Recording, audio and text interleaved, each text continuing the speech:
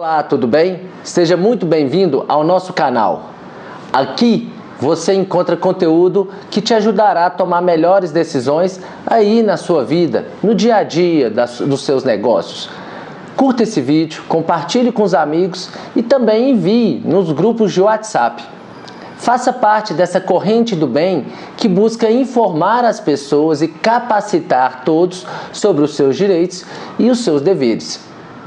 No vídeo de hoje, nós vamos conversar de um assunto muito interessante que é contrato particular de união estável e os seus efeitos jurídicos patrimoniais, especialmente perante terceiros. Nesse vídeo você vai entender quais são as diferenças entre uma união não formalizada, uma união formalizada através de escritura pública e, por último, uma união formalizada por meio de um contrato particular, feito somente entre as partes e de maneira privada.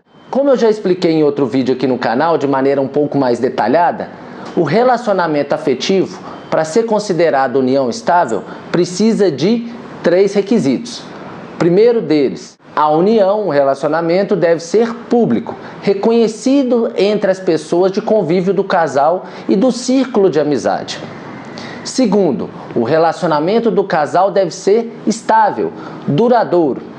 E terceiro, deve existir então entre os companheiros uma vontade mútua de constituir família, de colocar sua vida em comum um com o outro.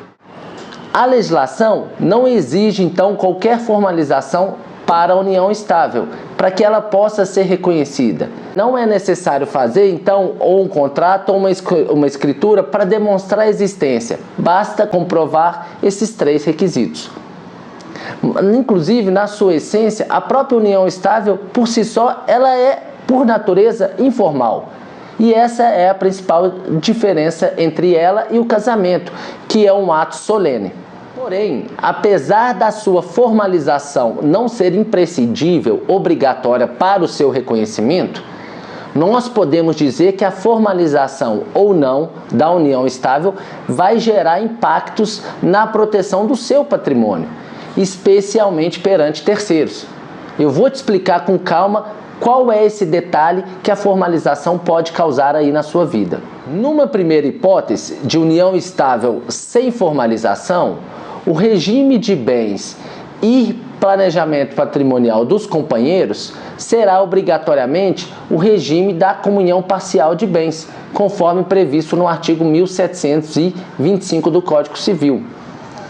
Isso também poderá acontecer quando existe uma formalização da união, mas essa formalização é omissa, sem que os companheiros tenham especificado nessa declaração, ou da escritura ou do contrato, qual o regime patrimonial escolhido para reger aquela relação. Já na união estável registrada por escritura pública, lavrada em cartório, os companheiros poderão definir o regime patrimonial que pretende adotar, sendo os mais comuns 3 regimes. O primeiro, que é a comunhão total, do artigo 1667 do Código Civil, o da comunhão parcial, 1658 do Código Civil, ou o da separação de bens, 1687 do Código Civil.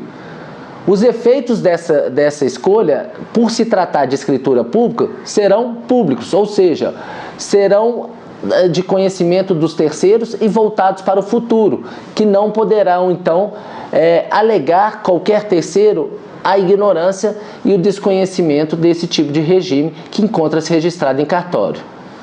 Por isso, o formato mais indicado é se fazer a união estável por escritura pública, porque você dá conhecimento a terceiro, inclusive credores, de qual é o regime patrimonial de casamento, ou da união estável no caso, que é escolhido entre o casal. Então, na eventualidade da união estável ter sido formalizada somente por um contrato particular e não ter sido feito por escritura pública, há uma grande diferença em que o regime escolhido patrimonial para reger aquela relação entre os companheiros somente terá efeito entre as partes, sem produzir efeitos junto a terceiros e credores. Quando não existe registro de escritura pública, o contrato particular de união estável, porventura, que adota um regime da comunhão ou da separação de bens, terá eficácia e vinculará somente o que? As partes, porque os seus efeitos serão somente tidos dentro da relação jurídica mantida pelos conviventes.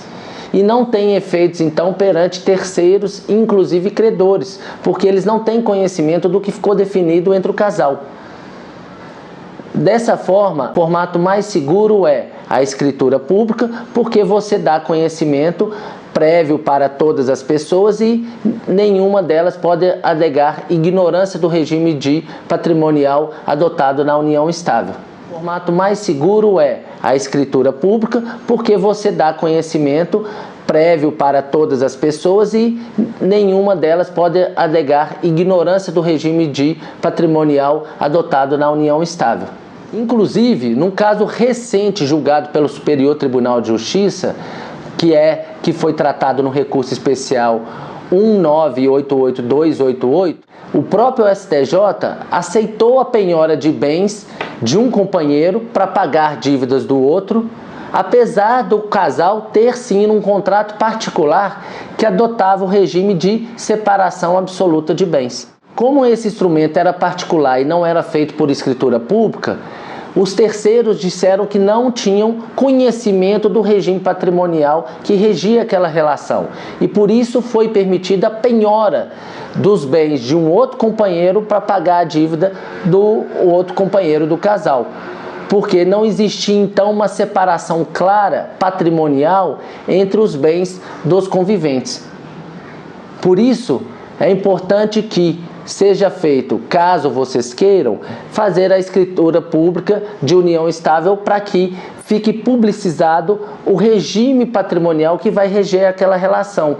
E com isso, especialmente se for um regime de separação de bens, fique bem delimitado qual é a responsabilidade de cada companheiro sobre o seu próprio patrimônio, podendo aquele patrimônio que é separado responder separadamente pelas dívidas de que cada companheiro contrair.